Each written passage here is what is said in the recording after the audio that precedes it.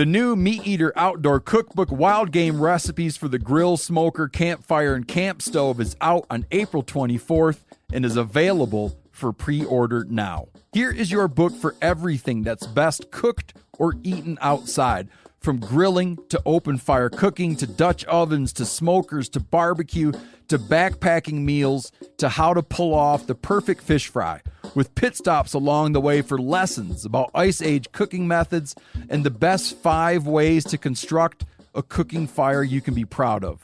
And of course, we're focusing on wild game and fish here with over 100 recipes, including stuffed venison burgers 3 ways, wild duck with ahi verde sauce, a jerky made with cola, a gin and tonic made with fire-charred lemons, and grilled frog legs made with a sticky sweet sauce. This ain't your normal cookbook, so be prepared to be surprised. Pre-order your copy now. For more info, visit themeateater.com. Hey, I'm KC. And I'm Tyler. And you're listening to The Element Podcast. The 200th episode Element Podcast.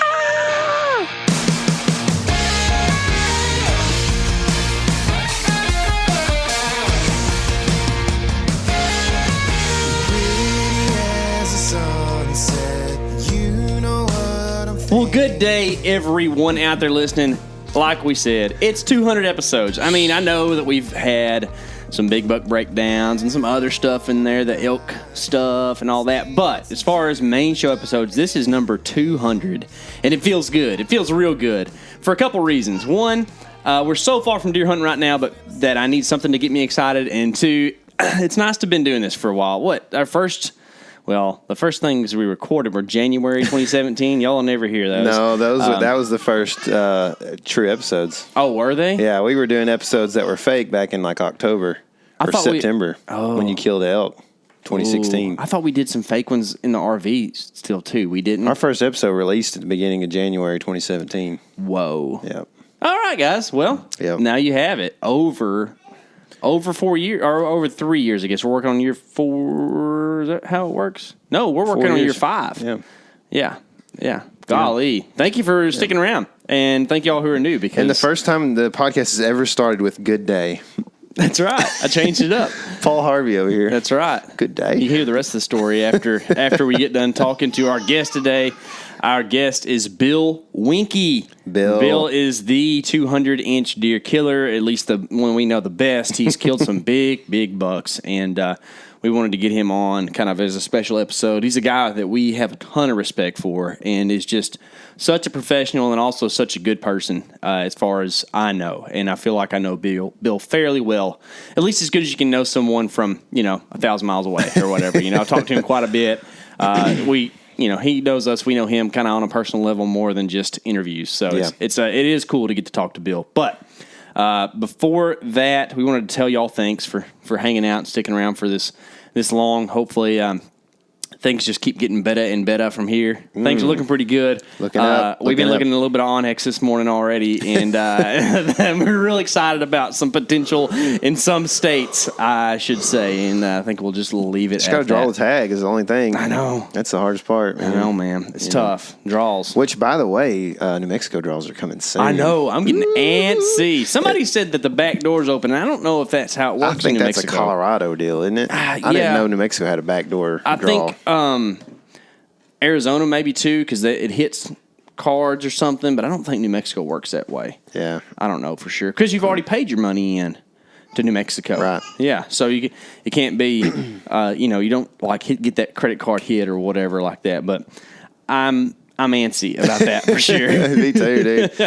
I'm hoping one of us draw, because we got you and I and a cameraman or two in there, and we got some chances. We do. We don't know what those chances are. Tyler and I had a 20-minute discussion about how probability works with percentages and stuff. Neither one of us knows. No, still. we cannot figure it out. We spent so much time doing math this spring, and really what it boils down to is you just have to apply and see what happens. That's it. And the first thing, I'm not good at equational math really either. Like algebraic and all that. I'm more into the mosaic and That kind of. The fig mosaic virus, is that the one you're talking about? I know that one real well. Do you having that issue? Yeah, no, it's not really an issue. Most fig trees have it, or a lot do. I shouldn't say most, but with good fertilizer and good sunlight, it kind of goes away. Yeah. But y'all don't care. That's a different podcast for sure. Yeah. Somebody sent us a message recently about tomatoes and how they're going to start, because we've talked about them so much, they're going to start trying to plant tomatoes. That's what I'm talking about, dude. Yeah. That's what I'm talking about. Yeah. Just spreading the joy. Influencers. That's right. Maybe not good, though. That's right. You're going to spend more time being frustrated. It's like fly fishing in a small creek. Yeah. Well, at least we're giving people something to do when it's not hunting season. Yeah. We could be encouraging people to grow like Christmas trees or something. You know what I mean? It's let's give you something real busy to do during hunting season. Yeah. Pumpkins. Yeah. Here, grow you a pumpkin patch and see how many people want to take pictures in October. Yeah. Perfect. So you wanted to discuss. You wanted to discuss. No, you said we should. I said we should talk about it on the podcast. Yeah. So you told me, but we don't have to. We don't have to if you don't want to. It's a good idea to talk about. I was confused. We're not going to argue. Yeah. I was confused at where this came from, and I still am. Apparently, some of our listeners are more clued into us than I am. I don't know. Well, I saw a post on one of the local public land forums around here about guys pretty much implying I don't think they realized it. And one of the guys I had a good discussion with, and it was one of the rare on the forum. Yeah, one of the rare things when it's not actually from a Facebook group. Okay. Yeah. Okay. So Yeah.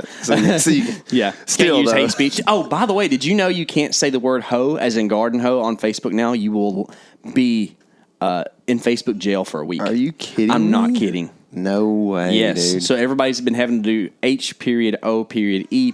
whenever they're talking about caring for their gardens on Facebook. How about that? What about H.O.? Santa Claus is going to have a hard time. But and Jay-Z, too. Back to it. H to the Izzo. I'm glad you know all the ways. Anyways, there was a post that the way it was worded, these guys at least worded this thing to where that they believed that the only reason we have wildlife is because the government tells us what to do when it comes to wildlife management. And you had a bit of a libertarian outburst. Always. I'm not a real libertarian. This is kind of the joke, right? Yeah. I'm not a real libertarian because I don't believe in open borders, but in general, I feel like the government has no place in my business or what I do. And it's not to say that if you're a government employee that I hate you or anything. It's just, I feel as if the government didn't steal half of our money, that we could do a better job ourselves of policing and enforcing things that we consider important. I'm not going to call them laws because then you're talking about government. But in general, my question was that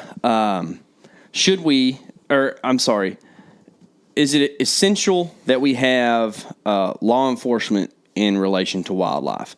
And I would say overwhelmingly the answers were yes. Yeah. It started out 50-50, and then apparently all the libertarians got off of Instagram. Yeah, that's what happened. But it ended up, I think, 83-17 or something like that, yes to no, as far as percentages go. A lot of people interacted in that. And I'm not saying that's right or wrong, and I feel like I like most of the game wardens that I've come into contact with, and if I give them more time, I usually like them even more. I feel like it was interesting to me that you were like, I disagree, because you had a real libertarian and game warden experience this spring. I've had all kinds of game warden We've talked about it on the podcast, right? Some guy wrote you a warning that's now on your permanent record. It was during teal season. Yeah. Yeah. But for hunting wood ducks during teal season. Hunting wood ducks during teal season. Tyler, you're such a bad person. I can't believe you would do that.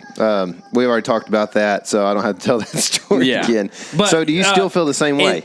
So to take it back, just to give you some clarity for you, you were not hunting wood ducks in teal season. No. Would never do that. No. Wasn't even shooting at them. Sorry if y'all hear my son. He's in the other room playing. He's also a guest on the podcast. That's right. That's right. But do I still feel the same way of what?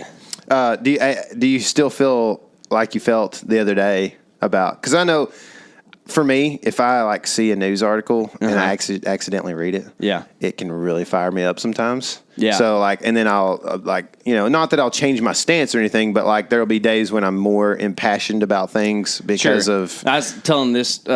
We kind of been talking to the guys at Unguided a little bit, and I was telling them, about once a month I get real fired up politically, and then the rest of the time I'm a lot happier. So that was my day when I was real fired up about this stuff, and I don't think my opinions have changed.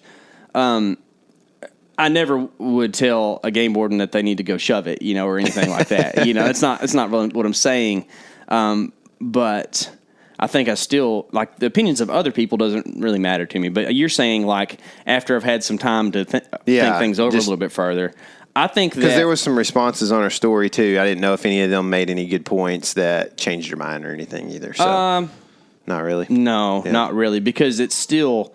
I think everyone that responded yes, and thank you all, because this is a discussion. This is not me telling you you're wrong and I'm right. They still... in my opinion, appeal to a higher form of government, and I don't think that's necessary.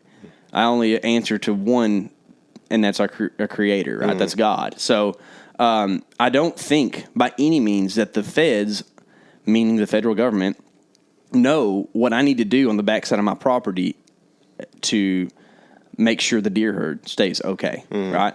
And I feel like we're all trying... This is like, I have a friend who leans left politically in general, and that's a whole nother deal. Like, it's becoming less of a friend every day. Well, it's kind of weird because it's one of those things where, like, I know her as a person, and I know she's a good person as far as, like, I enjoy interacting with her, but good's a weird word too. But this is not a theology podcast. Playing in music, I have some of those too. You know, people that I really enjoyed hanging out with, and they're friends, but they do think about things a little different than me, and but that's helpful because you realize that, like, not everyone who believes differently than you is just a Medusa looking nasty because they lives under TV. a bridge type person. You know what I mean? The news is always going to make him out to be terrible. I don't even remember where I was going with this, but pretty much the disagreement is that I feel like us on a local level could do a better job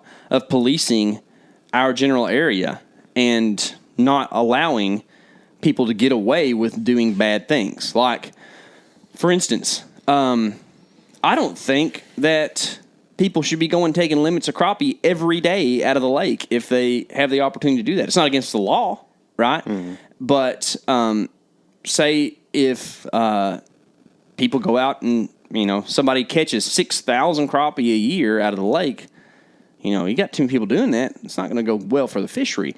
And instead of being like, well, state of Texas, maybe we should do something about this, or just waiting on them to step up and do it. I'm not saying this is happening, but this is just an example. Instead, could we not just, form an alliance of sportsmen and women who operate around Lake Fork and just say, hey, we're not going to make you do this, but at the same time, it's probably not a good idea, and make it, an education type thing. You know what I mean? Yeah, I do. I think that if it's that informal, it would be hard to not just, it would be hard for people, especially I feel like more and more people are not willing to say what they truly believe or feel because they might hack somebody off. That's a problem in America, dude. Like Americans have this mind your own business.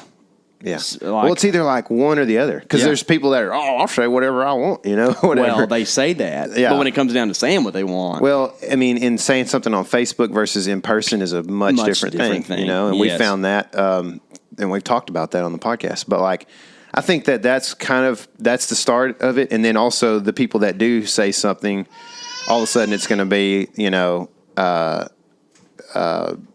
that guy's going to hate that guy for the rest of his life. You know what I mean? Yeah, exactly. Like, this guide that's taking 6,000 fish a year is going to hate the, hotel owner on the lake that said, hey, I don't think that's a good idea, man. I'm not trying to hack you off, but the problem is that, like,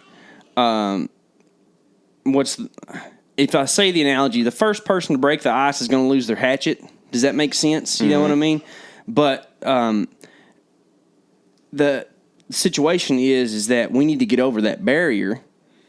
And if it became more commonplace to correct your fellow man and show them a higher moral standard and appeal to God or whatever we deem necessary, you deem, where I stand, then it would be less of the, I hate you because you told me I was, doing something bad. Yeah. No, the concept is good. It's just, I think that what you struggle with is what we see in Romans 3, where it's like, people are not good generally. Yeah. Like it's a good thing to think about. Like people are good generally, but it's not. That's a weird concept too, because you think of the concept of being created in God's image, but then, sin enters the world and kind of messes that up. So it's like, when I say that, and I think this is probably what you wanted to talk about really, was that I said, I think that there's good in everybody or something to that extent.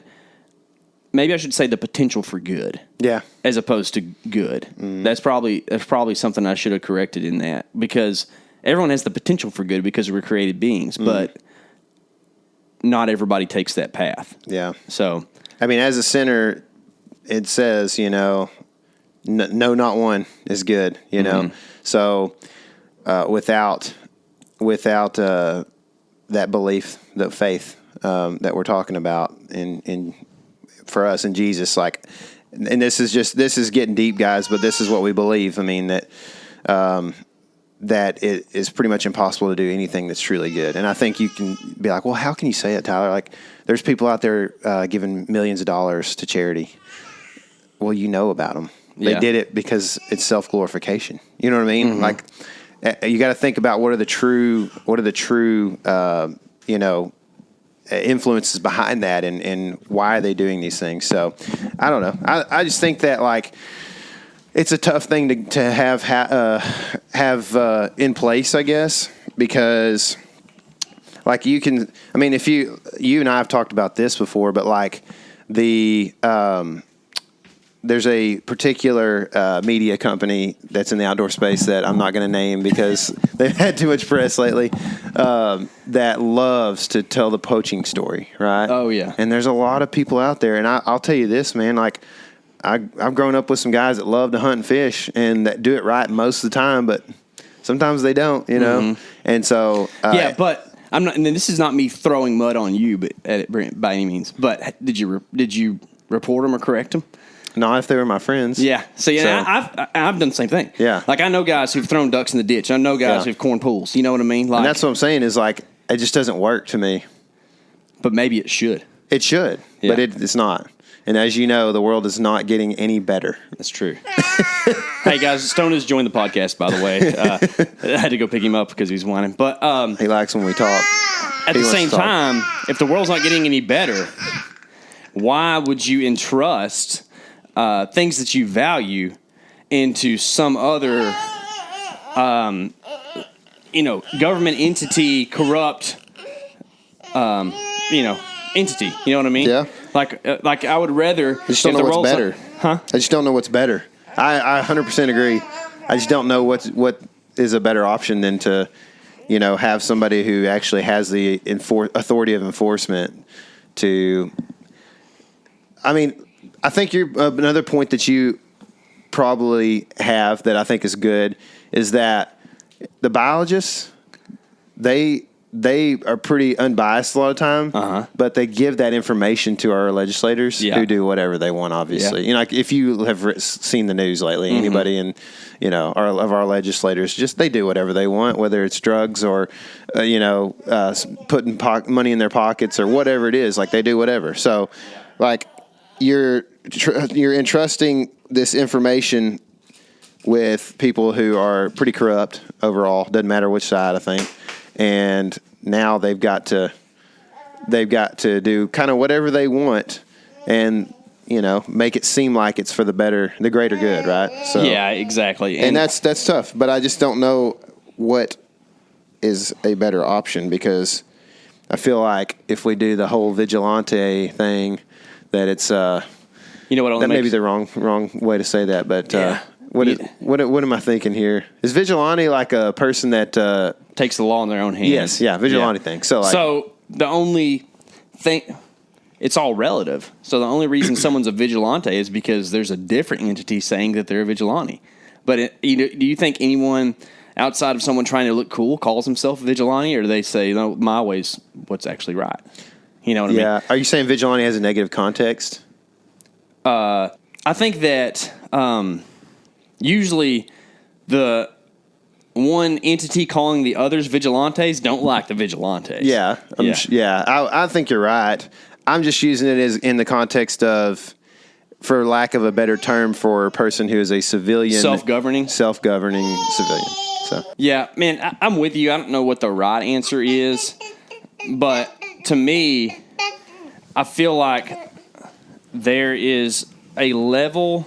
Here's my struggle with it, I think, is that people like to not have to be responsible for things.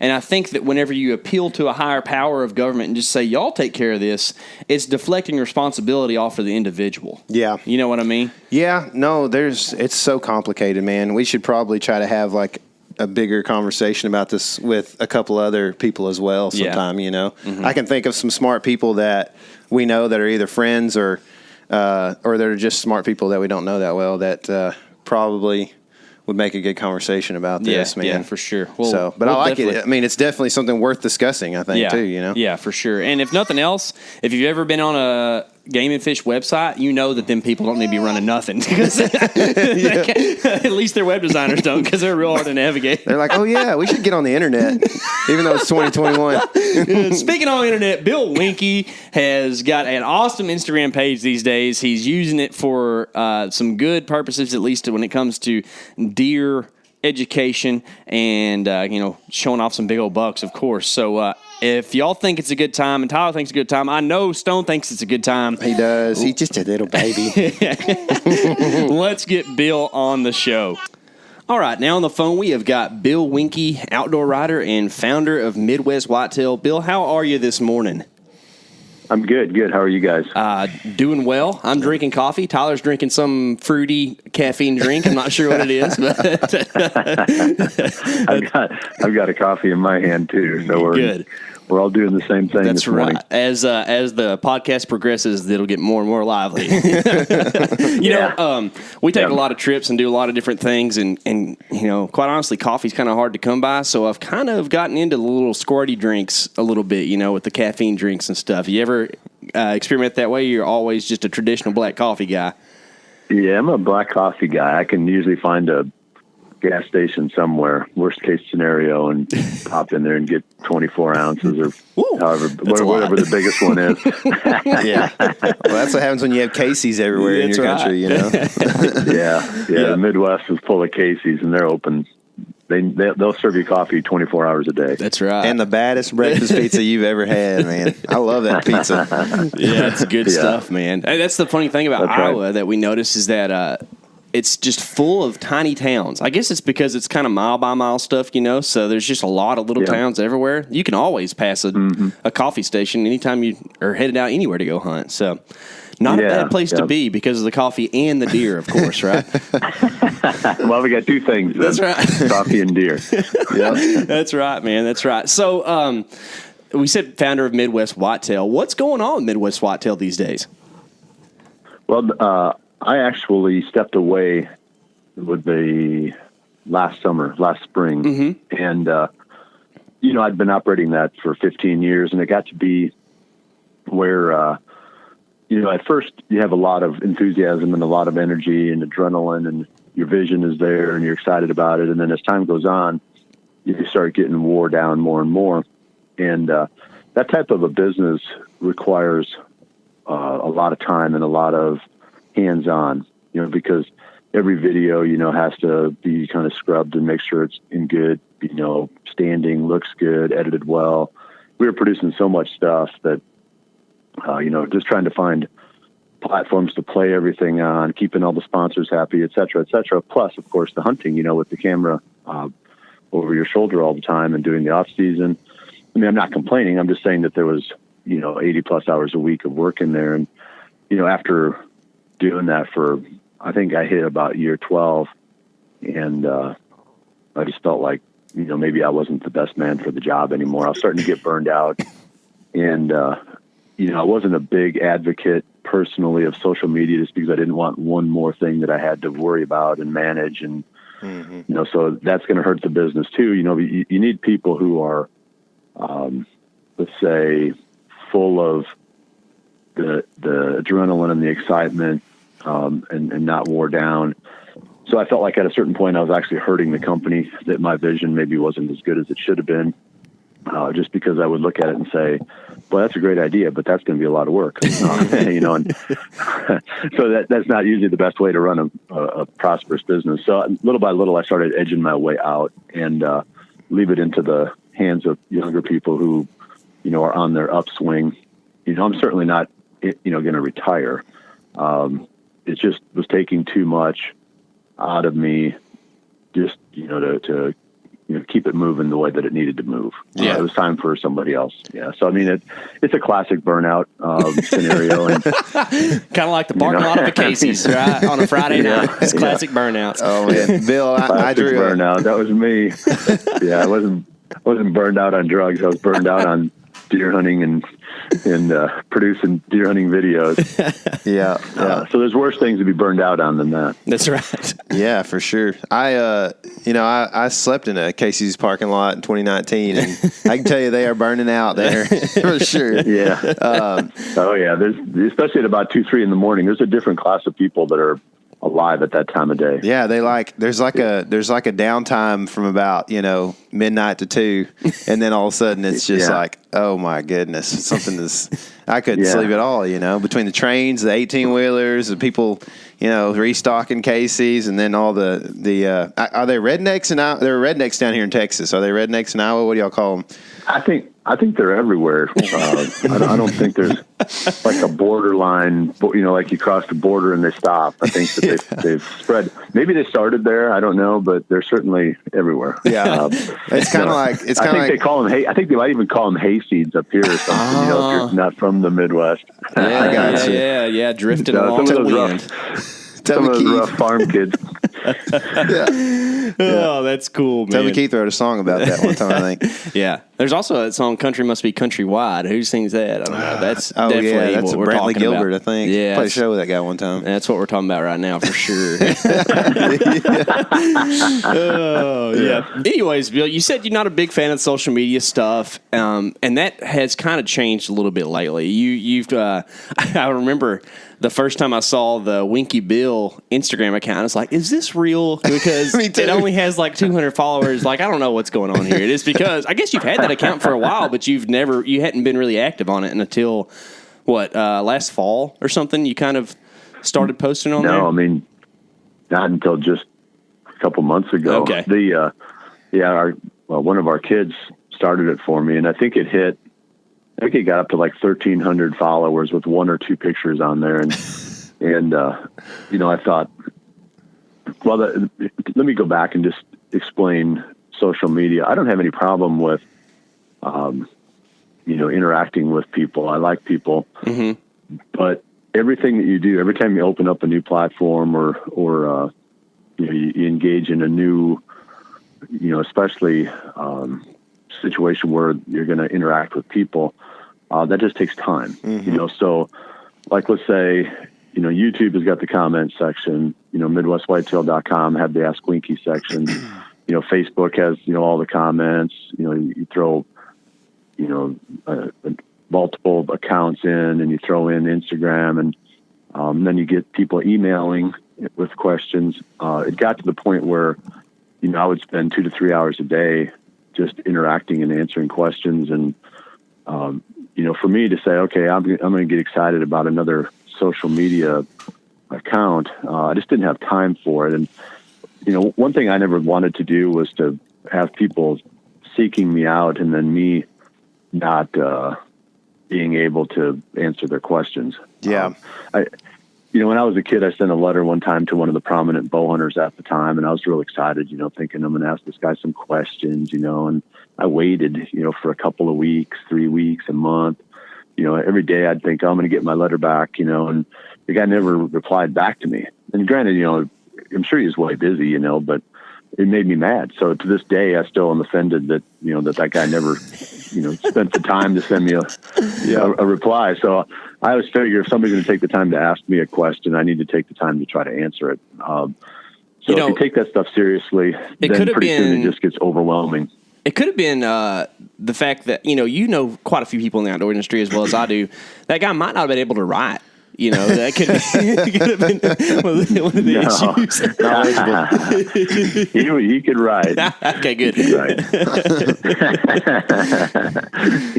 just chose not to answer my question, which is understandable. Yeah. But as a kid, you're like, I don't like this guy anymore. Yeah, that's where we're at, man. It's like there's lots of other platforms out there, TikTok, Twitter, all this stuff. Like. People all the time are like, y'all need to get on this, y'all need to get on that. And I'm like, man, if you only knew how much time it takes to open up another platform and manage that and keep posts going to it every day. And then when people comment on your posts, responding and all this, it's a lot of work. And I can only imagine yours is exponential of what ours would be for sure.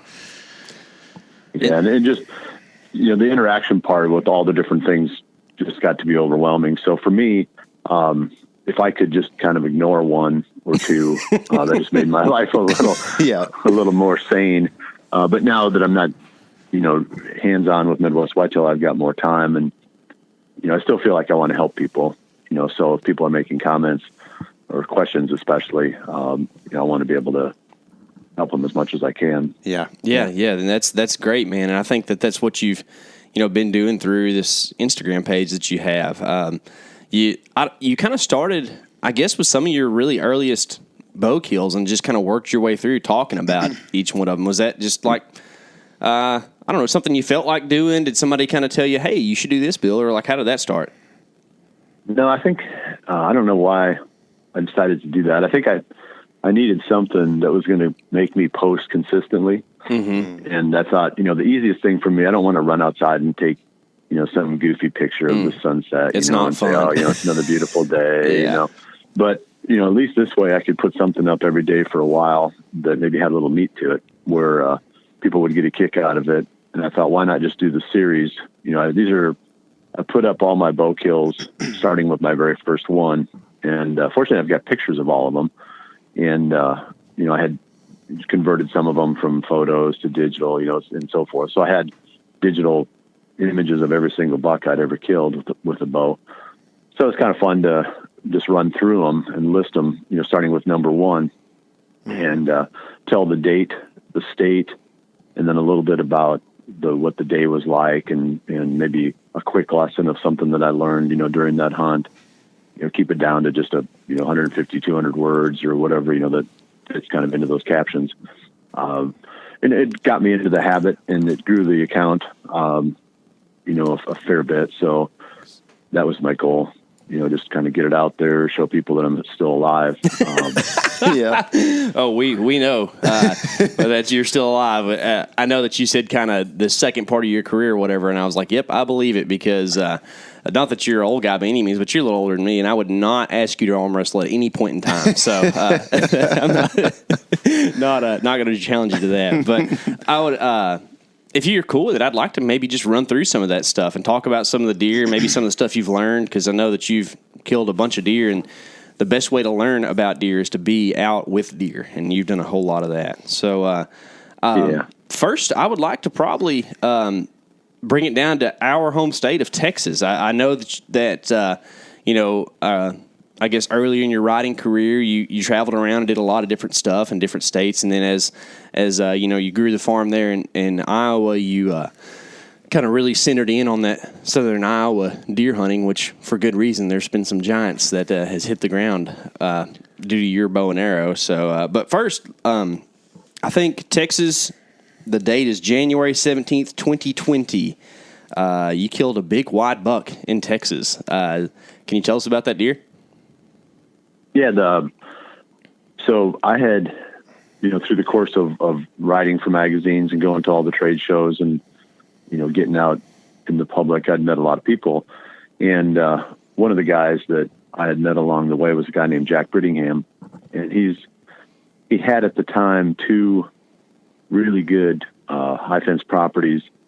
One was in East Texas and one was in South Texas. That East Texas property is just south of where we live, actually. Yeah, he was kind of locally famous for us growing up, too.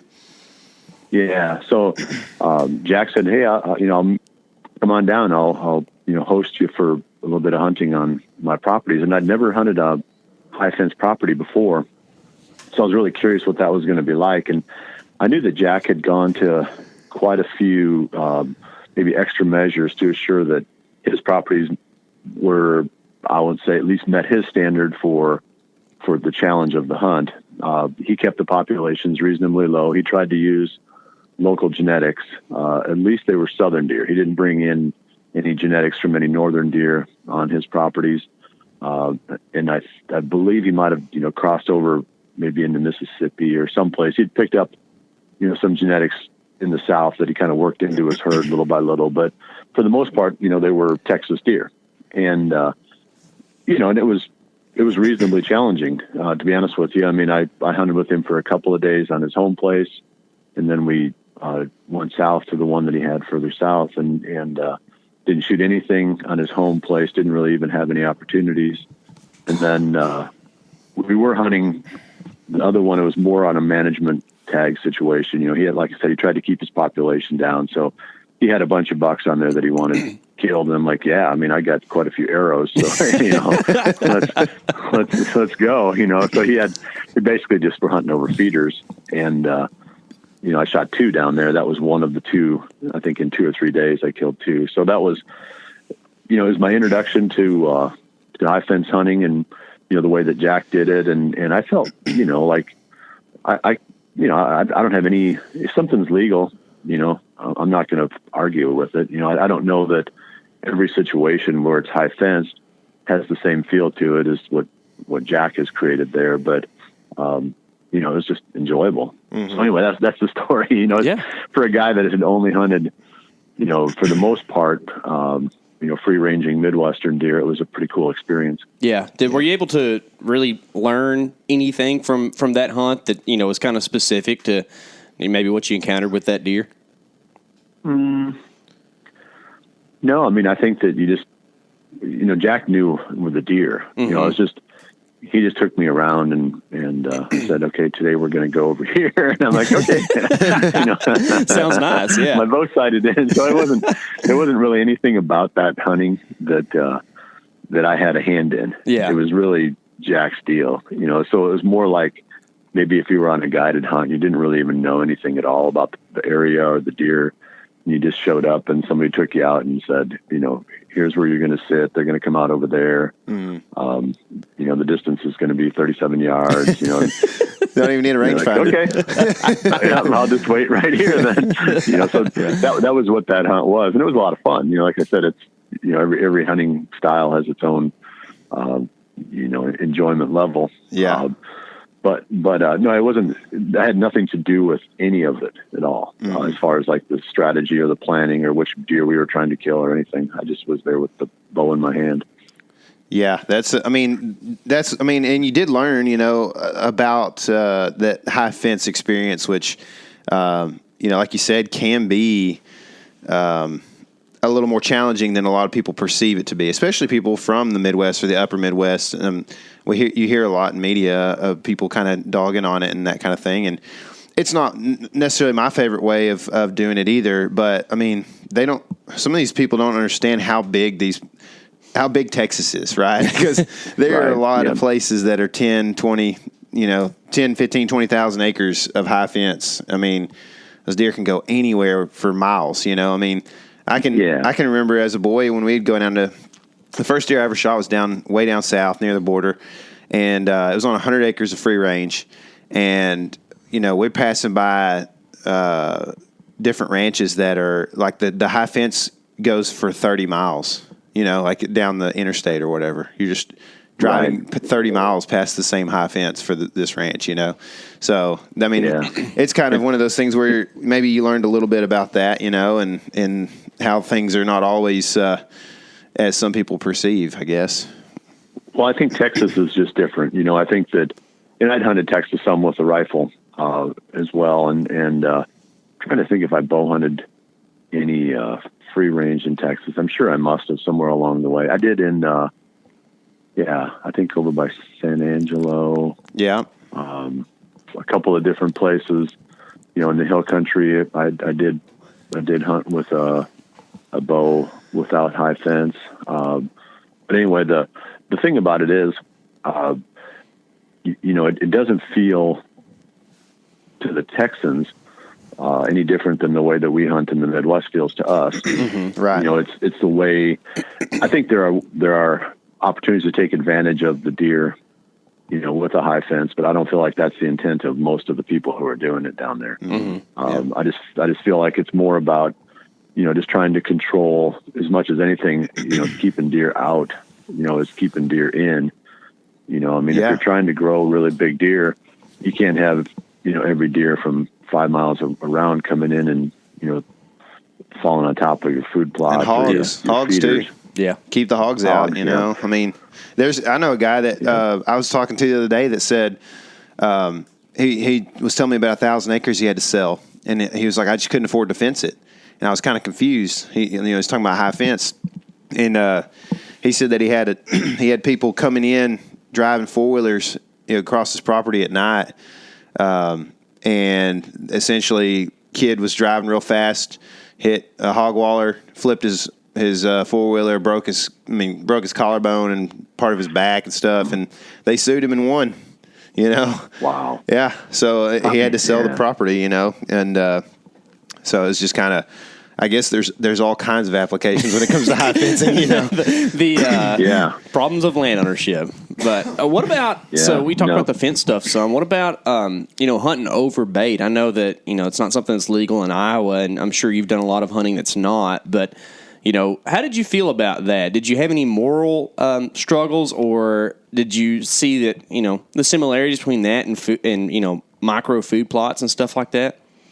Yeah, I've heard that argument before, and excuse me, that one doesn't hold any water. And we can talk about that if you want to get into it. But bait is different from a small food plot, and infinitely different. But I had no problem hunting over bait. I don't care. If it's legal, and I like shooting stuff, Yeah. So, I'm not saying that it's my choice of style of hunting, but I've hunted bears over bait, and I never was like, oh, I need to spot and stalk these bears, or I need to sit on their trails, Just said, hey, that's how we do it, Yeah. So, no, I when in Rome, do as the Romans do, So I was satisfied to, to shoot the deer over bait. I had no problem with it. But most of the places that I hunt, the deer are easy enough to kill without baiting them, and I feel like the challenge is just better and more interesting to me. So even states like Kansas and Michigan, where baiting was legal when I hunted those states, I never hunted with bait because I felt like the deer were easy enough to kill without doing that. Texas is a little bit different. It's when you get that habitat that's just unbroken for miles, and it's like homogeneous, and it's like, where are the deer? They can be almost anywhere. Sort of like, so you got to do something, whether you create some kind of, small food plots, to bust things up, to give them some structure in their movement, or you got to do something in order to create structure that they have to adapt to so that you can predict where they're going to be. Right. Yeah. If you can't do any of those things, then a pile of corn is, it's your next best bet. It helps. It helps for sure. Yeah. So, I totally get it. But, most places, you don't need to hunt over bait to kill whitetails. Yeah. And I think you're better off not hunting over bait most places, even where it's legal. Mm-hmm. We could get into that too. But yeah, I think, jumping back on the food plot thing real quick, pouring out corn is very localized. It's a pile of corn.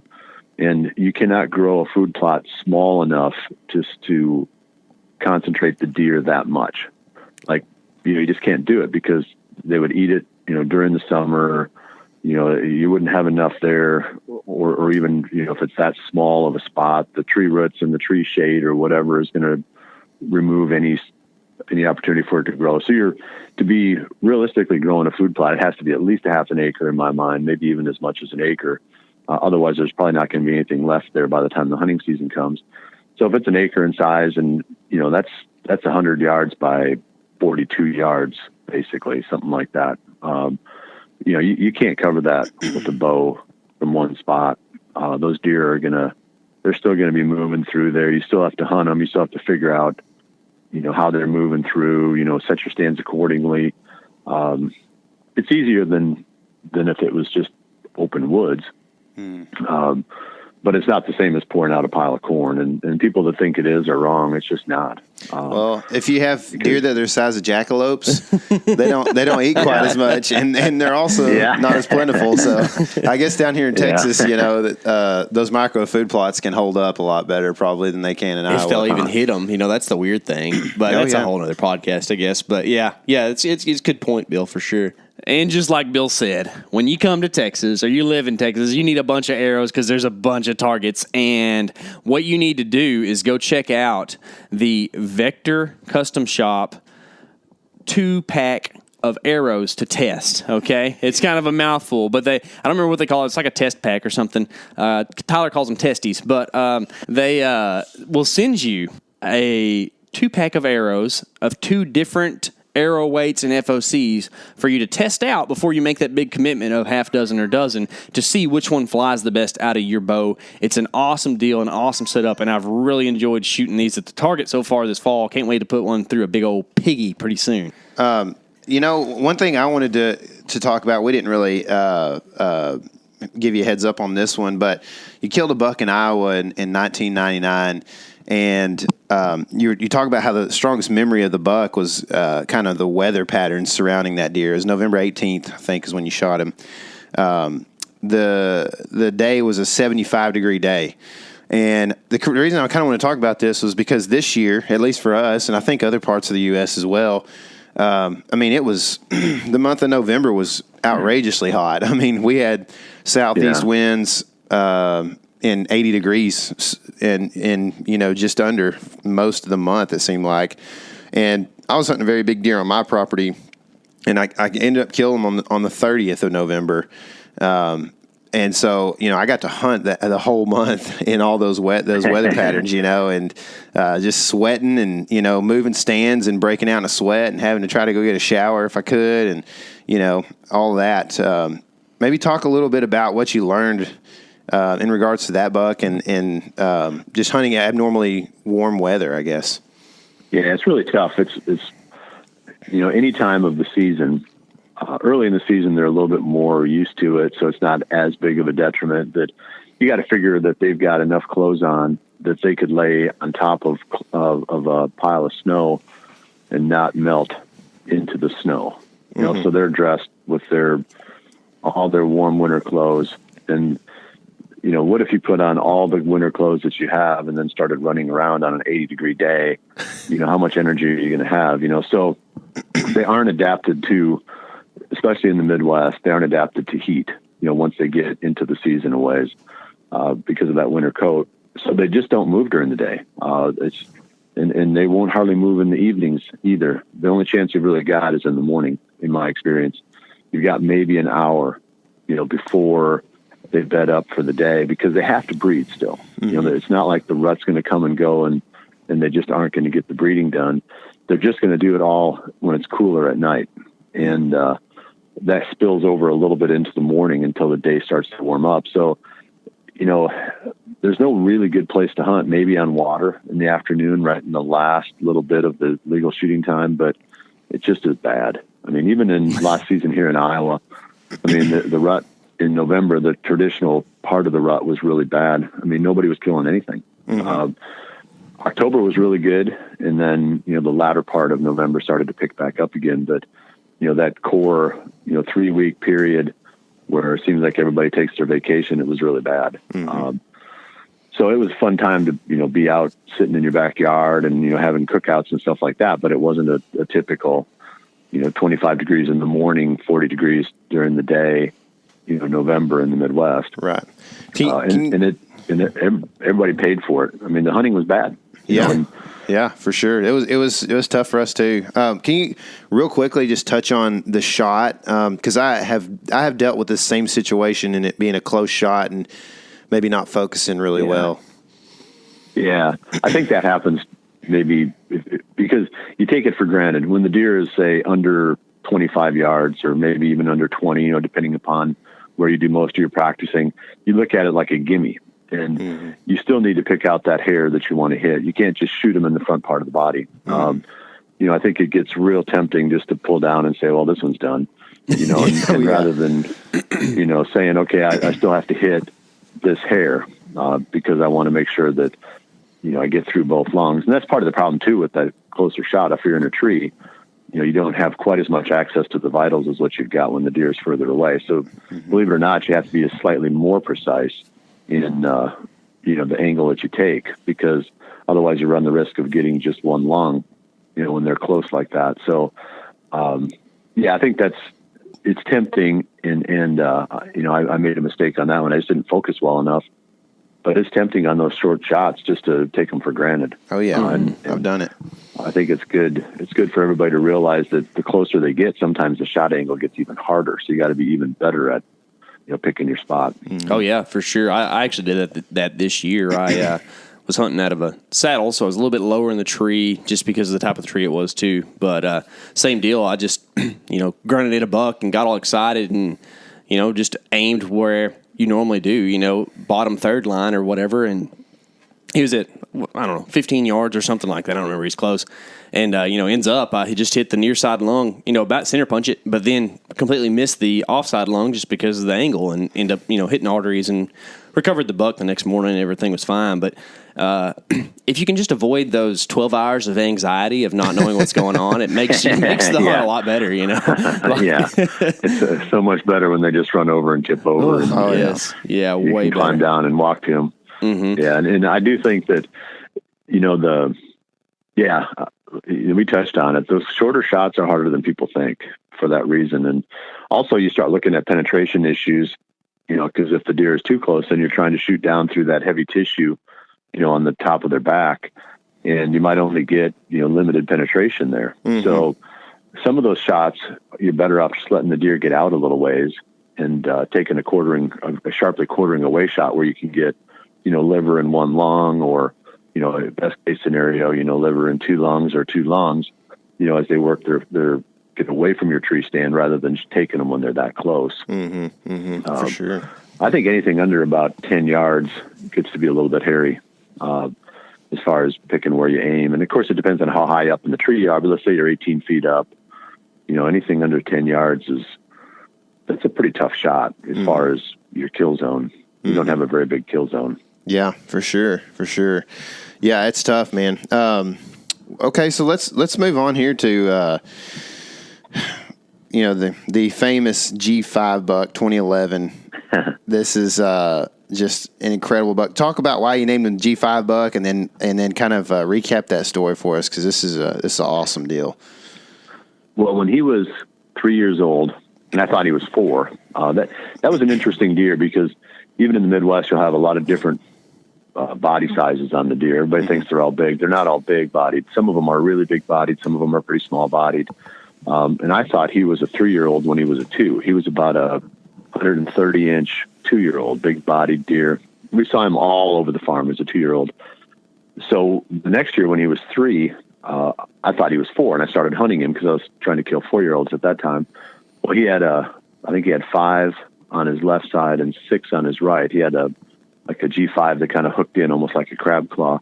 So we just called him the G5 buck. I didn't have a lot of creative names for the deer. Yeah. But anyway, he got away from us, thank goodness, in 2010 when he was 3, and I thought he was 4.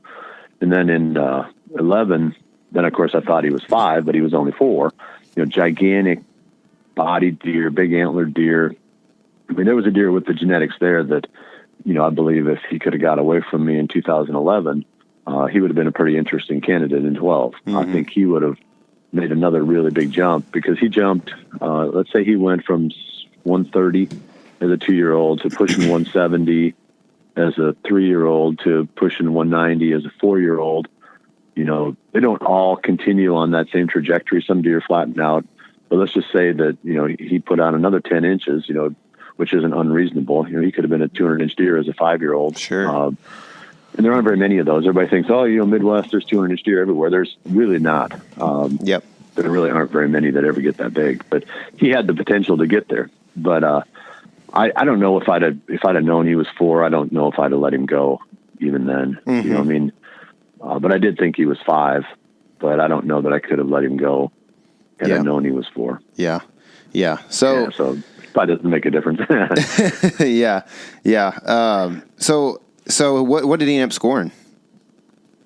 What's that? What did I never did officially score him or put any real tape to him, but I think we just guessed him right around 190. Yeah. I mean, you can pull up and measure a couple points and go, oh, those are 12-inch points. So he's got a bunch of those. Well, he's probably 190. And that's just kind of my philosophy on deer is I don't have any problem with people officially scoring deer, but I just don't like to do it myself because I like the memory of the hunt. Some of these bucks I shot don't score that well, and somebody and like, no, I just killed the 135. Well, that doesn't come anywhere close to describing what that deer was. Sure. He might have been 6 or 7 years old, a buck that's been on the farm forever, a deer that even tried to kill over the years, couldn't get him, and then you finally get him, and you're like super pumped. You shouldn't turn that memory into a number, right? In my opinion. Well, because that number ends up being smaller than you think it is a lot of the time, and that can leave a bad taste in your mouth. Whereas if you didn't know that number and you just tell your buddies, oh, he went 150-ish, then it's a 150 for your whole life, and you feel good about it, and nobody thinks any different, even though he was a 147, or whatever. Yeah, and really, who cares? At the end of the day. So I can get entering a deer. I've never done it, and I probably never will. If I ever maybe kill the world record deer, which is probably a pretty long shot. But, I think you owe it to the hunting community to score those. Are you tracking a world record right now? That's what I'm feeling right now. No, I'm not tracking anything right now. I mean, I know where there's some really good young deer from last year. Yeah. I don't know where there's any really good, mature deer. But no, it's that's just my philosophy on it. So, some of these I got really rough scores. Once in a while, we'll actually score the sheds, on some of these bucks just for fun, because it's kind of cool to be in the 80-inch club or whatever, and, so scoring the sheds it's different because you don't have the memory of the hunt. Then. Yeah, that's cool. So we'll talk about the actual, moments before you shot this buck and what happened, because it's incredible. Yeah, it was pretty chaotic, really. And so there was a deer that I was after, and I've been hunting this deer actually since he was 4 in 2009. So he was 6 in 2011. And it was a buck that we nicknamed the G4 buck. Obviously these aren't very, like I said, they aren't very creative names. But that deer was a legitimate over 200-inch deer. It was pretty obvious looking at him that, he didn't have to put a tape on this deer. But I've been hunting him for 3 years and almost never saw him. Maybe saw him twice during that time.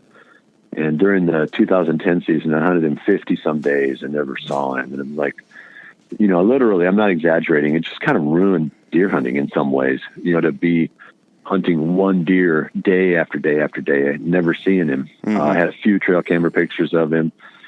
So when 2011 came around and I started getting some pictures of him, trail camera pictures, I'm like, gosh, I don't know if I even want to go after him, even though he's gigantic, because I don't want to go through another season like that, where I'm just hunting a ghost, right? Just completely nocturnal deer. Well, as it turned out in 2011, when he hit age 6, he was very daylight active. But he just, I don't know, it's a weird thing. I think that this other buck, this G5 buck, was the dominant deer.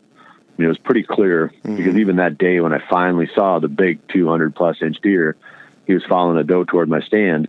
This G5 buck, big bodied 4-year-old, came running in there and basically fought him off and chased him away from the doe. Well, ran him off. And then Greg and I were sitting there in the tree going, wow, we almost killed that giant deer that we've been after all these years. Well, then this 190 type buck, the G5 deer, we called him. He come grunting, crashing through the brush back right to the base of the tree, basically trying to find that doe. Because while they were fighting and he was running that bigger deer off, the doe just moseyed right up to the tree and then out into the field. Well, the winner came back to find the hot doe. And, we're just kind of sitting there licking our wounds and feel sorry for ourselves. And then we hear this grunting and he's crashing through the brush, coming right to the tree. So it was pretty, it was quite an afternoon for sure. So awesome. Had a 200 plus inch deer coming in, 40 yards, under 40 yards, just, wasn't quite there yet. And then, 190 inch deer comes and runs him off and then comes back to claim the doe. And, it's not like there were deer like that all over the place. I mean, they were the two biggest deer that I knew of in that whole part of the county. Right. They were just both there underneath my tree, which was pretty crazy. Is that due to the things you had in place on your farm, do you think? I mean, I know some of that's chance, right? But I mean, is that why did you have the two biggest deer in the county probably, on your property? Well, 2011, that was right before we got that big round of EHD that came through, and it was unbelievable on my farm at that time. I feel like it could have been the best deer hunting, open, fair chase deer hunting in the whole world. There was 11 bucks on the farm that year on 1,000 acres of land, roughly, that would have gone 170 or bigger. Oh man! And some of them were way bigger than 170. I mean, and we killed several of them. I mean, I think that year we killed like a 160, a 170, a 180, a 190, and then I had that 200 that gave me the slip. That ended up killing the next year. I think it was a culmination of a few things. We'd had a pretty aggressive series of doe killing on the farm for quite a while. We had an overpopulation, and the DNR really wanted us to bring the numbers down because the local farmers were complaining quite a bit. So my whole neighborhood, I would say my neighborhood, let's say 3 or 4 properties, mine and 2 or 3 others, went on to a pretty aggressive doe killing campaign. And we flipped the buck to doe ratio on these properties so that we had quite a few more bucks than does.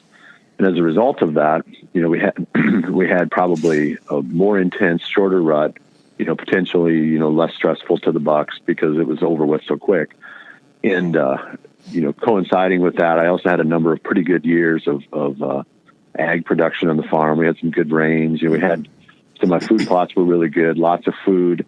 I had done some really aggressive timber stand improvement on the property. So there was tons of browse, real thick cover. So I feel like that benefits in 2 ways. One is there's a lot of food there, in the browse for the deer, so they don't have to come into the open fields. And they don't have to hammer those crops. So there's lots of food, throughout the whole year for them. And then also, bucks being dominant the way that they are, I don't think they like to see other mature bucks. So the thicker the property is, I feel like you can hold a higher density of these, completely fully mature, dominant style, bucks without them conflicting all the time. Because they're only going to conflict if they're ranging into each other. And the ranges tend to compress the thicker the habitat gets. And also they're not, not bedded on one ridge looking across at the other ridge and seeing that other buck and getting mad. And then when they get out of their bed at the afternoon, they go over there to run him off. I just feel like you can compress their ranges. You can hold more of these really older age class bucks if you got thick habitat. So that was, I think it was a culmination of all of those factors, but it was unbelievable, really, in 2011. Yeah, it looked amazing for sure. Well, let's go back to something that it pains me to say is over 20 years ago. It's amazing that the year 2000 is 21 years ago, but that's the world we live in. You killed a whitetail in Colorado, which is not known for how thick it is, at least in the eastern part, which is I'm assuming where you killed this deer. But it's kind of a interesting story behind how you ended up shooting a whitetail on this trip, right? Yeah, that was a really cool hunt. I don't know if you have enough time in your podcast to even talk about what we did there, but that was maybe the coolest hunt that I've ever been a part of. Wow. of what we did and how we tried to kill that deer. It was actually sort of like, like a science project almost, how we went about trying to get him. But anyway, obviously I was out there mule deer hunting, and we saw this buck, and we only saw him head on one evening in the headlights when we were driving out of there, from a mule deer hunt.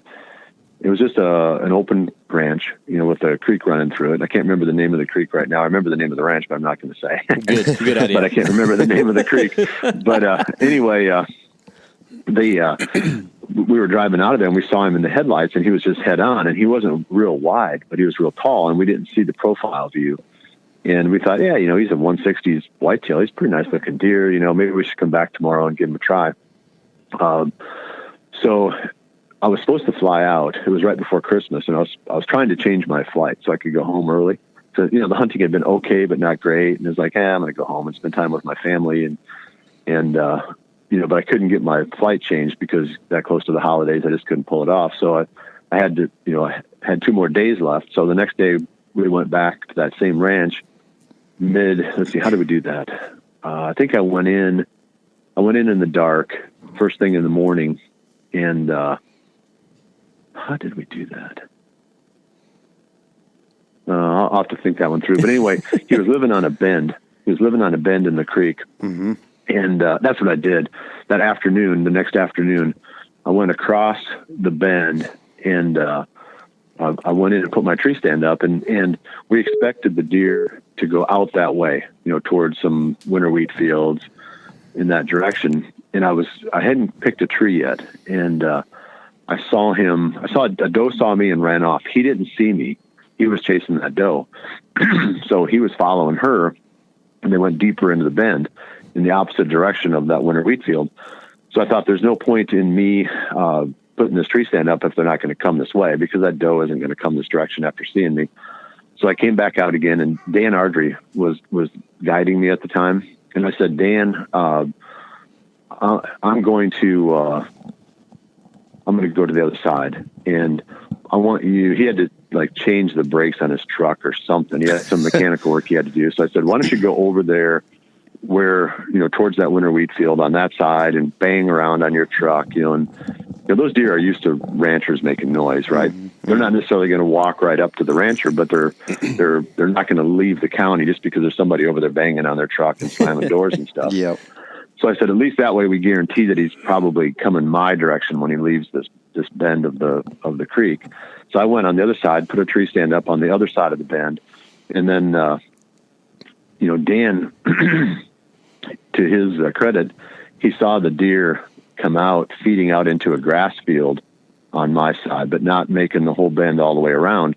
So he made a big loop, just walking like a rancher, up on the hillside, just kind of walking along, maybe 150 yards away from the deer. The deer saw Dan, and they all came running straight in my direction. There was probably 4 or 5 of them, a couple bucks and some does.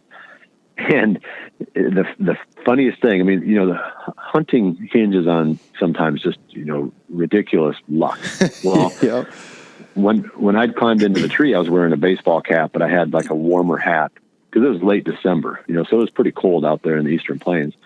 And I had this warmer hat, kind of like a stocking hat, and I set it on a branch. And I thought, well, when it starts getting cold, I'll put the stocking cap over the top of my baseball hat. Well, the wind kicked up and blew my hat off, and it fell to the ground at the base of the tree. Well, this buck was running when he saw Dan, and he kind of bumped my way. He was running at it, not a gallop, not a full sprint, but just kind of trotting along at a way faster pace than you could shoot, right straight at my tree. Literally, he was going to pass within 2 feet of the tree, but there wasn't going to be any shot, even if I could have stopped him, because he was going to go on the backside of the tree right in the lane, because I threw it up, in just a few minutes that day. Well, anyway, he saw the hat and he froze, and he spun and started heading out in front of the tree where I had the shooting lane. Well, right during that little 2-second period or 1.5 period or wherever, I was already at full draw. He hits the brakes, seeing that hat, and turns. Well, he opened up a shot for me. So I killed him, right. I was probably only 12 feet up in the tree. He was just underneath me. And you hear people talk about, time standing still. I saw every single vertebrae on his back. I saw every single hair. No, I'm not kidding. It's like the weirdest thing. I saw every single hair, and when I shot, I saw the hairs part and the arrow go in. Wow. And I've never had an experience like that before in any kind of sport or any other activity where time literally slowed way down.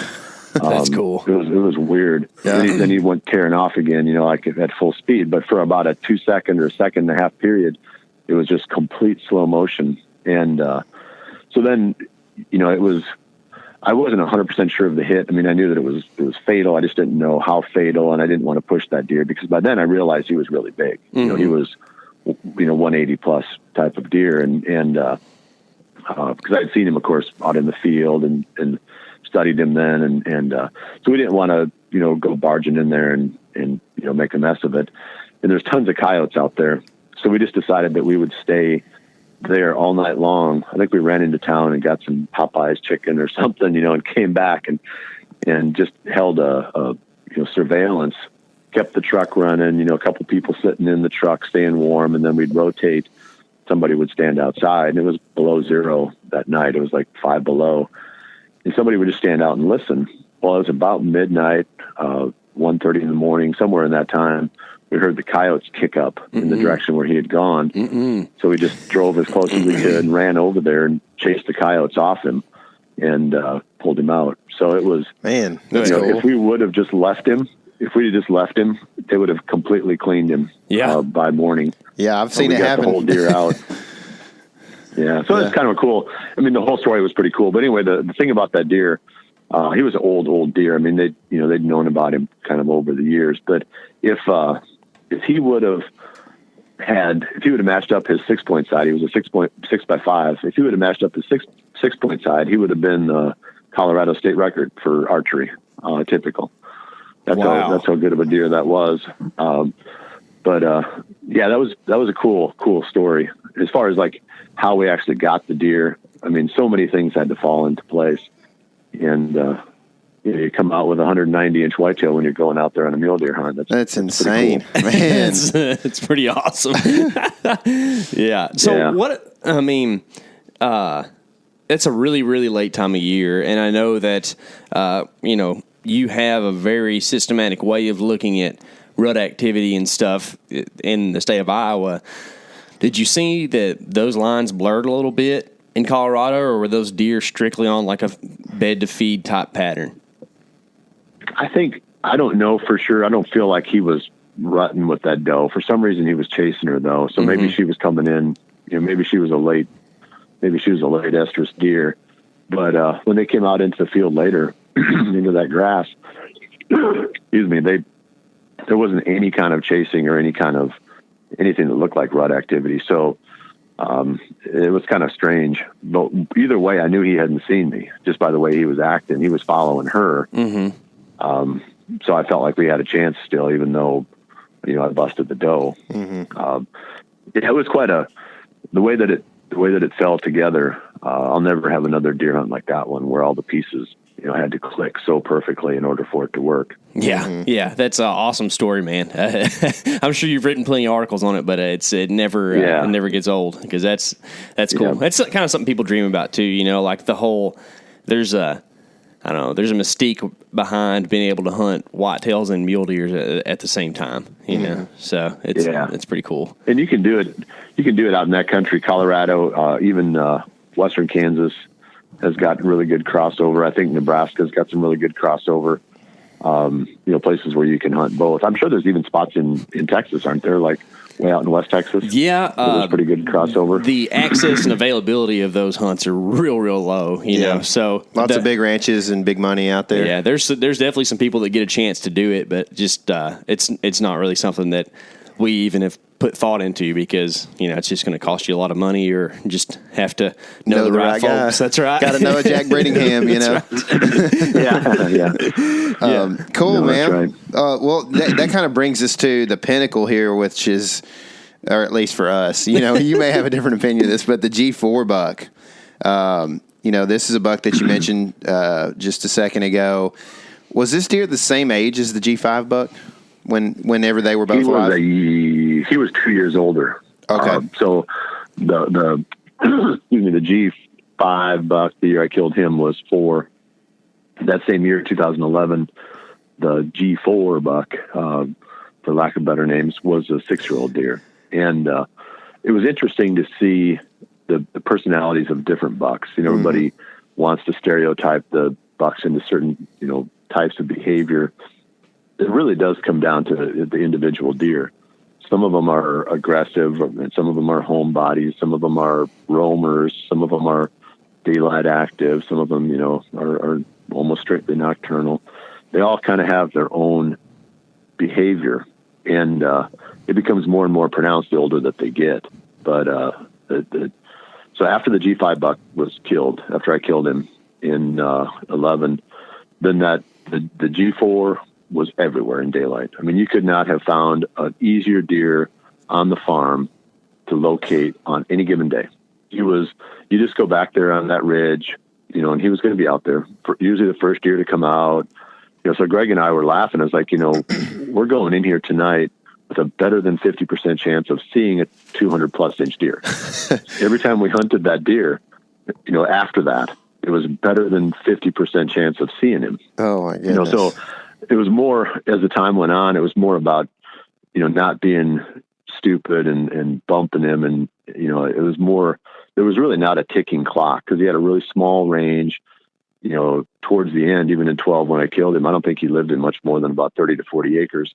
And he was very daylight active, you know, so killing that deer, you know, was more about not screwing up than it was about doing the right things. It was more about not doing the wrong things.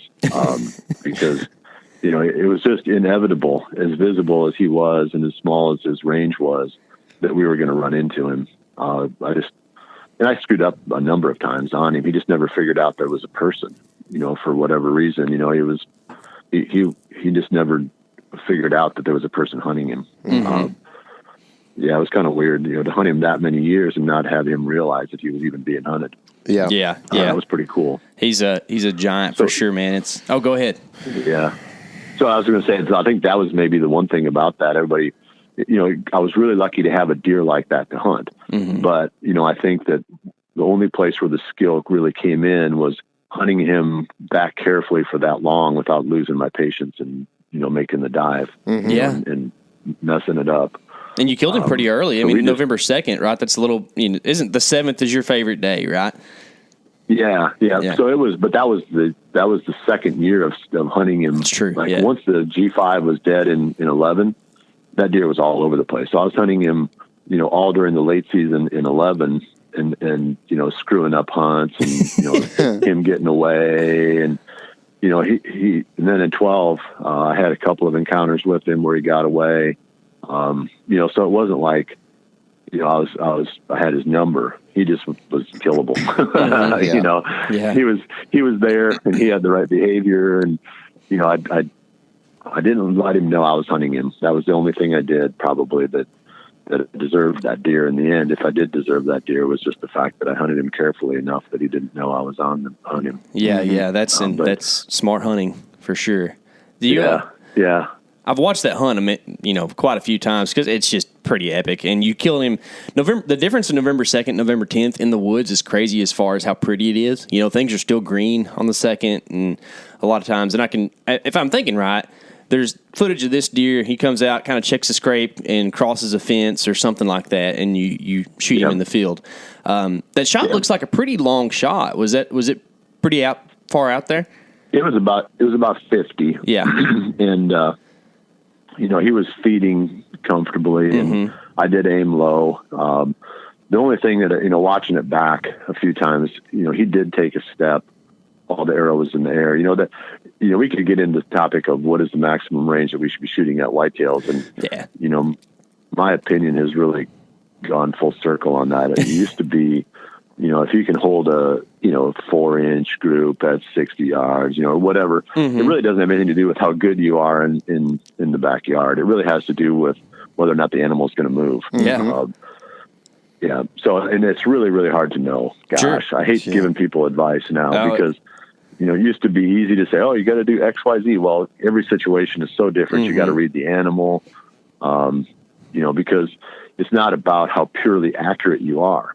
It's about whether he's still going to be there when the arrow gets there. Yes, exactly. Yeah. I mean, I shot at a deer in South Dakota, hitting the shoulder this year and didn't recover. He lived, but he, you was at 20 yards, but he's full on looking at me, off the ground, and it's just, I aimed low and just almost like you couldn't aim low enough on this deer. You know what I mean? Yeah. Whereas, the deer I shot in Kansas this year, he didn't even move when the arrow was released. He had no clue I was in the world. It's just so different. And, like what you're talking about with the G4 buck, in the middle of an open pasture feeding, as calm as deer can be, you can tell he's just king of the world, scraping on that tree and stuff. He's full confidence at that moment. He's not worried about something sneaking up on him or whatever. So yeah, it makes perfect sense. And you're a dead-eye Bill over here. So, well, at that time, I'm not as good a shot now as I used to be, unfortunately. But during that time, I was after that deer. Mm-hmm. So when you get up every morning, you're thinking, I'm going to get that shot. I need to be ready for it. So I practiced a lot more at longer distances. I used to practice at 70 and 80 yards, just to make a 50-yard shot seem short. Yeah. And so I was way better prepared, for that kind of a shot. And now I don't think I would even consider taking a shot that long. Mm-hmm. Right now I'd have to get myself back to that level of proficiency. But I was a really good shot at that time. But still, like I said, that your ability to shoot a bow is not the determining factor of how far away you can kill a whitetail. It's whether or not the deer is still going to be there. Yeah. Or whether the vitals are going to move. Mm-hmm. So anyway, that's kind of my, my long point on that one. But, it was, if he wouldn't have taken that little half step while the arrow was in the air, I think it would have been perfect into the lungs. Instead, it was back in the liver, which is a fatal hit. But that deer was so tough. He was giant bodied deer, really tough deer, so it took a while for that to kill him, unfortunately. Mm-hmm. And I talked with the game warden about it later. We went in there, Greg and I went in there, and he was still alive. We could hear him breathing. Mm-hmm. We got that close to him when we were trailing him. And the game warden, I called him up, the next day and said, Dallas, what am I supposed to do? He said, well, just shoot him. And I said, Dallas, I can't do that because now there's 2 holes in this deer and everybody knows I only shot him once. And he said, well, and that was the game warden. And I said, well, I had to let that deer go. I could have killed him at midnight with my bow, mm-hmm. but instead I had to wait, or 10 o'clock or whatever time it was, I had to wait. And he said, well, you could have called me and I could have gone in there with you. And I said, yeah, you want me to call you at midnight to drive over to my farm, to drive over to my farm. And he's like, well, I probably didn't want you to do that either. Come to think of it. Well, there's no good way. There's no good way in the law, to shoot a deer after legal shooting time to put him out. Well, that's part of the whole filming your hunts thing that people don't think about is like, that's kind of, if the game warden tells you shoot him at midnight just to get it over with, it's an ethical thing to do, but it doesn't matter, what you do. If you do it on video and it's technically illegal, you can't win, you know what I mean? So you could have done that if you hadn't been videoing, maybe, Yeah, and people can smell fish too, I could have called him and Dallas would have said, yeah, go shoot him, then it would have been fine for anybody else. Mm-hmm. But in my situation, somebody would have made a point of that. Yeah, absolutely. Well, before we move on from the G4 buck, we don't talk score a whole lot. Numbers are fun, but I don't think I've ever, I'm sure you've said, but maybe I just don't remember, but I know you have put a tape to this deer. What does he tape out at? He's 205 gross. Uh-huh. Yeah. Mm-hmm. And that's what the sheds were too from the year before. Wow. So he didn't get bigger. See, from 11 to 12, I thought he was maybe going to get a little bit bigger. And if he did, he could have been a potential world record deer, mm-hmm. because if he'd have cleaned up just a touch, gotten rid of a couple of abnormal points, because he was a 6x5 and 11 that grossed in that same neighborhood, mm-hmm. because we did measure the sheds. We had both of them. And, he went to, I think he was a 5x5 when I killed him, more massive, a few more stickers, so the net score would have dropped some, but it doesn't really matter. I guess the bottom line is he was the same size for 2 years in a row from mm-hmm. 6 to 7. Yeah. So you killed him at a perfect time. Yeah. But I think I've seen some that keep growing. Not killed, but I've hunted bucks that were 8 years old that were still bigger, at 8 than they had been at any other time in their lives. Mm-hmm. That's one thing that Brittingham told me too, because he said every buck is different. He said, we've had some that, when we kill them at 8, that's their biggest set. So that was kind of interesting about that deer, that everyone's different, and some of them you think are going to make a big jump, they don't, and some of them that you think, oh, that one's capped out, then they live to be a couple of years older, and all of a sudden they're 190-inch deer when they were 150 their whole life. So it's pretty fascinating, really. Yeah, it is. That's something a lot of guys in Texas are moving to right now, as far as like wildlife managers are moving to that 7.5-year-old class. A lot of them, they're not shooting deer till 6.5, and they really want them to get to 7.5 to see, have they capped out, So it's interesting. It's just really hard. It's really hard to get them to that age. It doesn't matter even if you're not hunting them hard. They just kill each other. They leave. They get run over.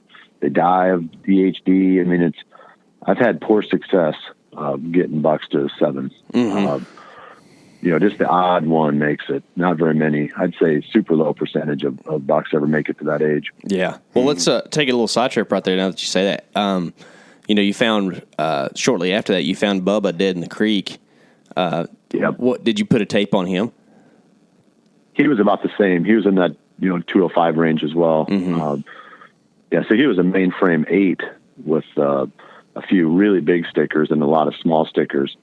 But he was starting to close in. He was an 8-year-old that year, and he was starting to close in. He had a personality, and that was his biggest rack. That was his by far biggest set of antlers. And I started hunting him when he was a 5-year-old. He's about a high 160s 8-pointer, and then by the time he hit 8, he was a 205. And the thing about that deer, he was completely different than the G4 buck, because he had a really big range, and he was only starting to close up his range as an 8-year-old and becoming a little bit more daylight active. I felt like I could have killed that deer, if EHD wouldn't have got him, because he was finally starting to become killable. Some bucks, you're just like, man, they're on the farm once in a while, and it's like mostly at night, and you don't even want to hunt them because your chances of killing that deer is so low. But he was starting to be on there really consistently and starting to show some daylight activity. So I felt like he was finally at age 8 killable. Dude, something about those old 8 points, man. They just got a chip on their shoulder. They're going to run around a whole lot. I don't know. So that kind of brings us full circle to in a roundabout way to your 2020 season, which I'm assuming was a lot different than the previous 15 or so, right? Yeah. I mean, it was probably different. I started hunting my own land in 95. Wow. 1995. So, if you throw 25 years, since I had hunted on my own property, or not on my own property. So that was kind of weird, and obviously I grew up, hunting on permission. So there wasn't anything new from that standpoint, but this was the first time in 25 years that I'd hunted on, somebody else's land, which was, and I had no problem doing it. Obviously, I mean, it's hunting, but it just had a weird feel to it. I mean, it'd been, you sit in your tree stand and you're always looking out thinking, well, I could, if I would make a little food plot over there, or, this tree, I need to cut that tree down, because it's, it's interfering with the growth of that one. You're always thinking deer management or land management really more than anything else, when you're sitting on your tree stands, when you own the land, and then when you're sitting on the tree stand when somebody else owns it, you're like, what should I think about? You can't do anything to it. You can't change it. You can't make it better. So that was the only really notable difference, in how the experience felt. But it was cool because I got to hunt near where I grew up, and I hadn't been there, I hadn't hunted that area in a long, long time. So that was it meant a lot to me to be back in that area. Yeah, for sure. So tell us about, kind of, I guess, formulating a plan and trying to kill a buck over there. And it was no different than what I was doing on the land that I owned. By that point, the hunting had become more,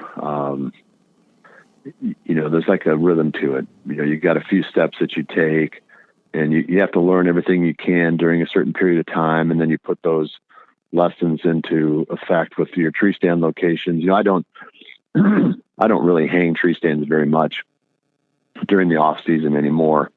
because you just don't know where the deer are going to be. So you let the deer tell you, the camera will tell you where certain bucks are living and which ones are killable. Again, I don't want to hunt bucks that are only showing up in the dark, but this buck was only showing up during the dark. Mm-hmm. But I knew that country well enough to know that the deer bed up on the ridges and then they feed, excuse me, in the valleys or, wherever the crop fields are, but they're going to be on those ridges during the day. So I just kind of, looked at the trail camera pictures and I could tell which direction the buck was approaching the camera from each evening. So I knew probably which ridge he was bedded on. So I focused a lot of my attention there. And I did kill him in an afternoon hunt up on the ridge where I figured he was bedding. And you have to be really careful, obviously, when you're hunting those spots in the afternoons. But it was breezy, so I could get in there without, the deer knowing. And I'd worked out a route, excuse me, up the side of the ridge, up the slope, and I felt like not very many deer would see me getting in. The last approach to the stand, I always wore these. It was a product that a guy named Scott Whitlock had invented way back in the early '90s, called the Limitrax, and it's just like a nylon booty. It was more than a booty. It's almost like a hip boot, but you can roll it up and carry it in your pack. It's not a heavy item like a pair of hip boots would be, but it keeps your scent from getting on the low plants and brush that are around the tree stands. So, I put that on once I got within about 100 yards of the stand, and, I did all the stuff that I could to be as careful as possible so that, the deer didn't know I was going in and out of there. And, they would continue to use that area. So I think it was the second or third hunt up on that ridge stand when he came by. And it was early in the afternoon. I mean, it was probably 2 hours before the end of legal shooting time. And he was just kind of moseying along. He wasn't on a mission. Yep. He was just walking slow, kind of like, totally comfortable. It wasn't like he was even alert specifically. He wasn't acting like he was wary at all. He was just kind of walking along. And I think he was working his way out to the end of the point that he was probably going to bed there again and then drop down into the fields, at night. That's kind of what I think he was doing. So he just kind of came past me. He was 10 yards away and real easy shot, another one of those that are almost too close, but, I mean, there was nothing, sensational about that other than, the one thing I think was notable is I don't know if we could have pulled that one off with two people in that tree. Really? Yeah, because the tree was not a real big tree and, he was walking straight toward the stand. And, I think, I had to stand up really slow and get my bow in position really slow. I don't know if we'd had a second person in there swinging a camera on an arm, if we even could have pulled that off. Mm-hmm. It would have been really pretty ticklish. Yeah. Because I'd no more than got stood up and the bow in position than I had to shoot. I mean, there wasn't any extra time. I didn't see him until he was about 25 yards away coming toward me. Bill mentioned that two guys would have been tough to get into a tree and not get seen by a deer. We've run into that quite a bit, which, even just setting up two guys in a tree sometimes and finding the space on the trunk is difficult. But with a saddle, man, it's so much easier. And same deal, even if you're a guy that's doing it by himself, you're independently hunting and, by yourself or whatever out in the woods, just getting into the right tree that's on the right trail is so much easier, right? Because you have the opportunity to use a very small space to put your platform, and then obviously, you tether on and everything. The saddles have been a game changer for us as far as just getting in the right, getting in the way of big deer. And so this year we have decided we're going to be using the Cruiser saddle because it is super, super comfortable. If you guys are interested in saddle hunting and you're looking for a saddle, go check out Cruiser at cruisersaddles.com. So anyway, that one may be one of those few that the camera would have ruined. For the most part, I didn't have any issues over the years of the camera actually ruining hunts. Mm-hmm. People talk about it all the time. You're limited in the way that you can hunt with a camera. The different trees you can get into, and mm-hmm. Sometimes you got to hunt blinds when a tree stand might be more favorable, just because you can't get two guys into a tree in that area without getting picked off. Mm-hmm. But anyway, that was probably one where I don't know that I could have got that deer if I'd have had somebody with me. Yeah, that's a really big deer too, man. I was when I saw that picture on Instagram the other day, I was like, golly, I didn't even know about this. That's a big buck, man. Yeah, he was a beauty, and he wasn't an old deer either, I don't think. I talked to one of the young people in that neighborhood that was hunting him, and he thought he was 5 years old, and I was thinking he was 4, just judging from the pictures. But, I wasn't going to argue. In a situation like that, it wasn't a real big property, and there were multiple people hunting that deer. If I wouldn't have shot him, there's some chance that somebody else would have. And, not that I'd begrudge him shooting that deer, but, it's not like on my farm where I would have even considered letting him go.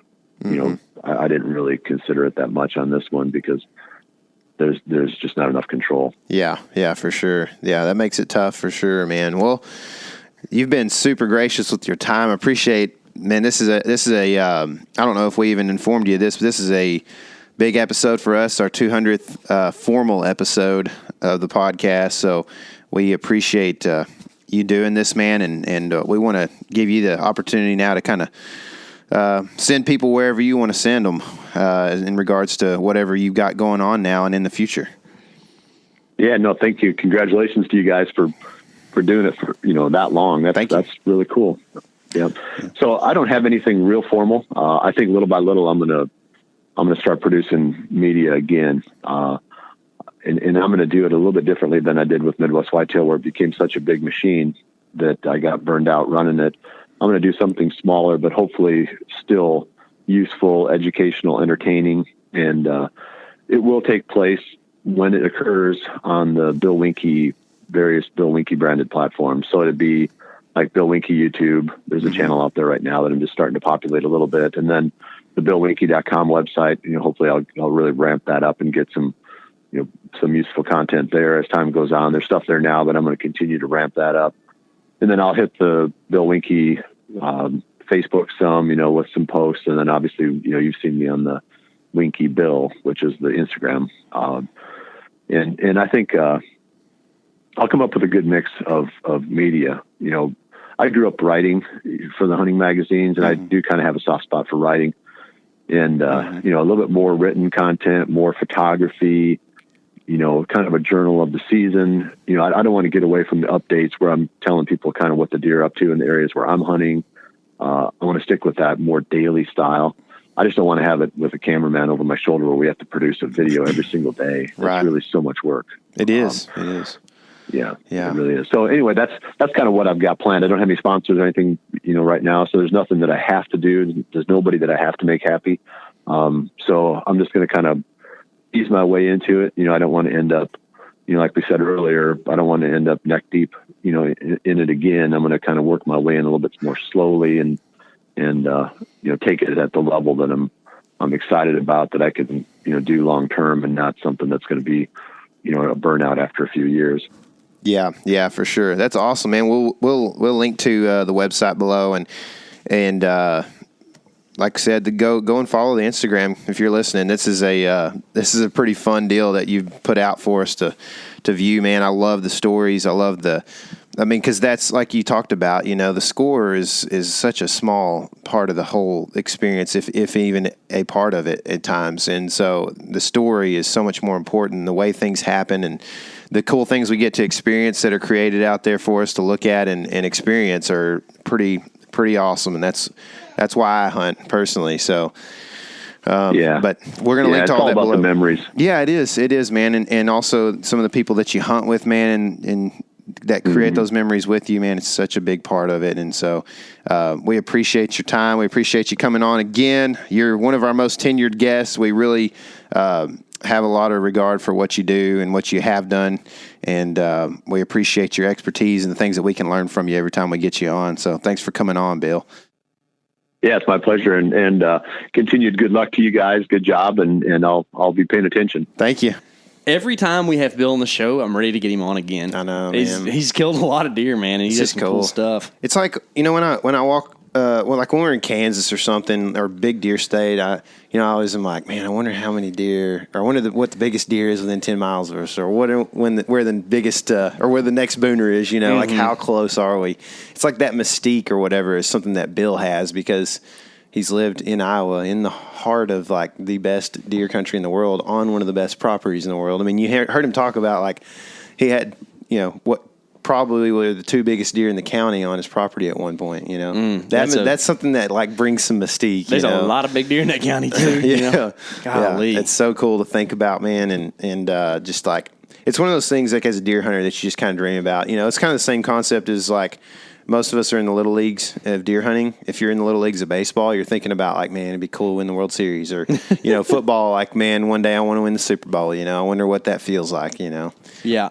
Well, I know that Bill is probably not done by any means, so I'm looking forward to seeing kind of how he probably, I wouldn't say reinvents himself, because it's not like he's starting from square one. Like Bill he's the kind of guy who is always working on the next thing way in advance, which I wish I could be more like. So maybe that's why I need to listen to Bill more, But he's going to do some cool things, and I'm looking forward to what that is. Me too, man. Guys, thank y'all for listening. I know this episode's a little bit long. I had a baby noise in there some, but it's real life. We're not going to do that to you too much, but Bill needed to do these in the mornings, and I just don't have a babysitter in the mornings. So that's the way it goes. But I appreciate your patience and appreciate you listening, because he has a lot of good stuff to say. And thank you so much if you're stuck around. If you remember episode 1 and you're still here, we really Something appreciate is wrong it. with you. Yeah, at the same time, if you haven't listened to episode 1, don't go back and listen to it. You can probably start around 12 or 15. At least. Things got a little bit better, honestly. But anyways, we really, really appreciate y'all sticking around. If you haven't yet, be sure and subscribe to the podcast. And on YouTube, follow us on Instagram, all those cool things, because we have got a lot of good stuff coming down the pipe here, and 2021 is set to be probably, unless something crazy happens, the best season ever. Okay? So y'all be ready for that. Things are popping outside. It's probably greening up no matter where you're at in the country right now, unless you're way up north and it's still cold. But anyways, I hope that you have heard a few gobbles, or you've caught a few fish or something this far in the year. I mean, golly, guys, we're almost halfway through the year. You caught some fish? Yes, you have. Where? You caught fish with your dad, and whenever y'all went, that's true. John boating. Yeah. And maybe that's it. That's it. Yeah. You caught more than me, I think. Yeah. Numbers-wise, for sure. For sure. Yeah. Because my 2 experiences have been on Lake Fork. I did catch a big old grinnell the other day. Oh, yeah. On a jig. Dang, that's cool. And I wasn't sight fishing him either. So state records from Fork, I think. I believe it. It's caught from a guy that stayed at my dad's lodge. You know what the coolest name for a regional name is for a fish? It's not sac-a-lay. And I don't know what it is about the Cajuns, but they have cool words, okay? But a grinnell is called a shoe pick. Shoe pig. I've heard pick it. with a C. Shoe pick. Shoe pick. Yep. I feel like I've heard it. Yep, Probably. probably. I've heard it. But I definitely don't have a lot of Cajuns hanging around. They call them cypress trout, too. Oh, really? Yeah. I bet you can get one on dry fly if you threw it just right. Yeah. Just got to tease them up. That's right. Yeah. Well, y'all get out there, have some fun. It's a great day to be alive, just like Mr. Tritt says. And remember, this is your element. Live in it.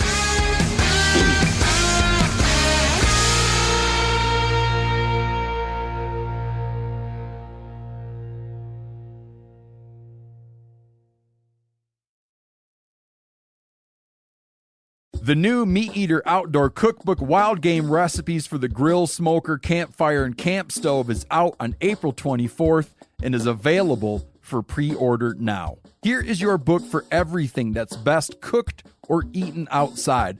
From grilling to open fire cooking to Dutch ovens to smokers to barbecue to backpacking meals to how to pull off the perfect fish fry, with pit stops along the way for lessons about Ice Age cooking methods and the best 5 ways to construct a cooking fire you can be proud of. And of course, we're focusing on wild game and fish here with over 100 recipes, including stuffed venison burgers 3 ways, wild duck with ahi verde sauce, a jerky made with cola, a gin and tonic made with fire-charred lemons, and grilled frog legs made with a sticky sweet sauce. This ain't your normal cookbook, so be prepared, to be surprised. Pre-order your copy now. For more info, visit themeateater.com.